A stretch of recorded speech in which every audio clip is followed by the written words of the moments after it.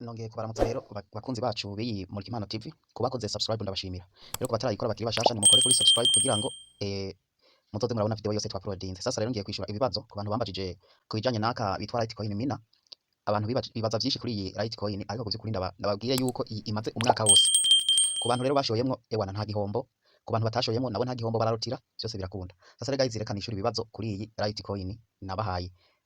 Uraca muri group ya WhatsApp canke se ku bantu bafise groupe yanje kuvyukuri biraborohera kuko amakuru yose mba ntacishije kuri channel ndayacisha muri groupe. Rero nimba utayifise ja muri description y'iyi video urasanga muri link winjire muri groupe. Hama rero reka nishura ibibazo kuri Litecoin, urinjiramwo uciye kuri link mba natanze canke se ahandi hantu urebe yuko ari inyene winjiyemwo. Hama umaze kwinjiramwo ugeze aha, iyo ugeze aha ufyonda ngaha kuri sign in. Ku bantu mugabo badafisemo konte narababwiye yuko uca ngaha uca umanuka ngaha uca ushiramo izina ryawe, aha kabiri ugashiramo email, aha gatatu ugashiramo password.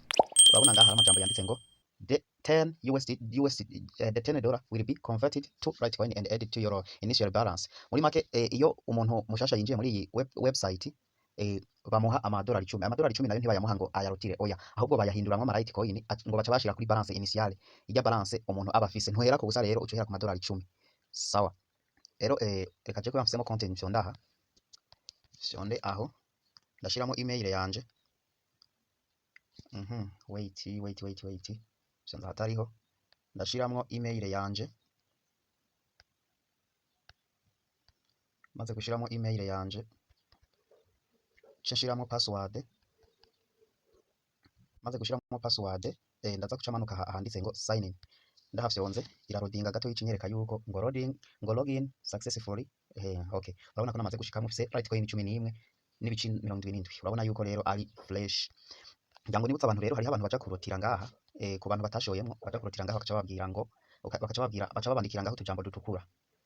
Uzoyibona wese azoca aza ngaha azoce niyo afise Twitter azoca ashona ngaha kuri Twitter aposting. Amaze je gupostinga iyo post ya posting aca ashonda ahantu handitse ngo share. Ashonda ahantu handitse share ace iyo link niyo azoca azana ngaha, niyo azoca azana ngaha aca yishiramwo, aca ashonda ahantu handitse ngo confirmed posting. Ewana bica bikunda, uhejeje guconfirming ucuza ngaha ukacurotira tayari bica bikunda. Rero ngira mubwire ku bantu batashoboye bari ngaha kuri V1.1. Urabona yuko ari kubusa. Rero aha kubusa urotira 0, wemerewe kurotira minimum 0,0001. Urumva yuko ari dukeya. Hariho vision ya kabiri yo uba wemerewe kurotira inshuro zibiri ku munsi. Urabona utanga Litecoin 0.1 amadolari 8 uko canke 6 bivanye n'igiciro agezeko. Nuko rero ucurotira inshuro zibiri. V ya gatatu ni 1.2 utanga Litecoin 0,2 ukarotira inshuro zitatu. Iyi utanga 0,4 ukarotira inshuro zitatu nyene, ariko ucurotira 0,01 umva yuko ari menshi.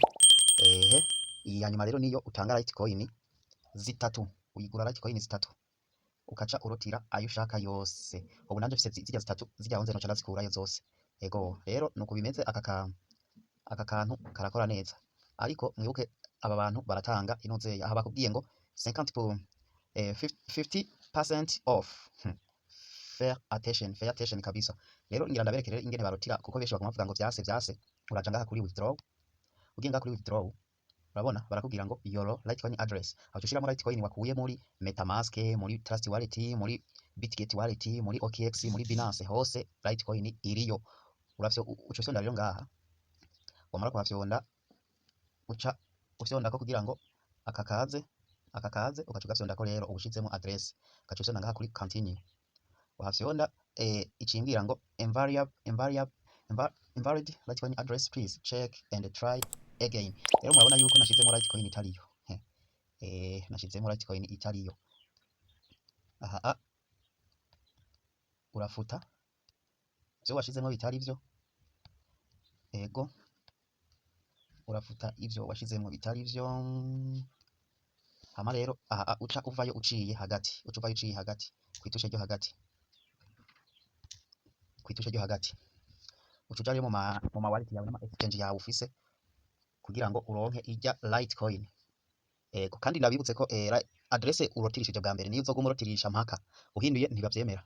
Rero nshima gukoresha Trust Wallet, ariko harabokoresha Tonkeeper, harabokoresha Faucet Pay address Litecoin, harabokoresha MetaMask, hose birakunda, za Binance zose birakunda, essentiel gusa nuko winjirayo ugahiga adresse ya Litecoin, ego uhiga adresse ya Litecoin niho bikunda, ego ariko Litecoin nta na hamwe itari, haba Binance, haba OKX, haba za Bitget, haba hehe hose, kuko Litecoin ni camamare, irazimvye, ewana nta na hamwe itari rero, kandi ntibisaba kugira import, iyo isanzwe irimwo, ego icyo usabwa gusa no kwinjiramwo ukandika Litecoin baca bayikwereka hamwe ukinjira.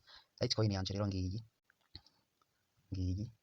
ca nfyonda nkaca nza ngaha kuri receive, ibyo byo murabimenyereye, nkaca nza ngaha kuri copy, nkakopya, namara gukopya ca mviramo ku ruhande, nkaca nsubira muri ya platform, nshitseyo ngaha muri ya platform ndongera nkafyonda ngaha kugira ngo banyemerere kwandika, banzureke badusubije inyuma, sawa karece tubandanya tugiye kuri withdraw, sawa ce dufyonda handi kugira ngo twandikemo ya Litecoin, sawa hama ucusonda kuri continue, aha baca batubwira bya bindi, ca dusonda kuri withd, sawa nimurindire gatoyi turebe ko bemera, kuko ngira nakwije kabiri, sawa urabona ko bemeye, your withdraw is confirmed send 0.001 Litecoin, urabona yuko bemeye rero. Aha ninjiye muri Trust Wallet yanje mu minota mikeya ndaza gusanga ewana boom. Rero ndabashimiye kuba mukurikiye video, ndababwira ko kuri umuntu atari muri group ya WhatsApp ariko arahomba, hariho amakuru menshi atamenya, ego rero nimba ukeneye utuntu tw'ubwenge, ikintu ciza cyane nuko umuntu wese arebye video ngaha agakora commentaire, ikibazo mbajije ndagisubiza, ego naha rero n'abantu bambajije kandi nabishuye, nizere yuko mwese muguwe neza, sawa sawa.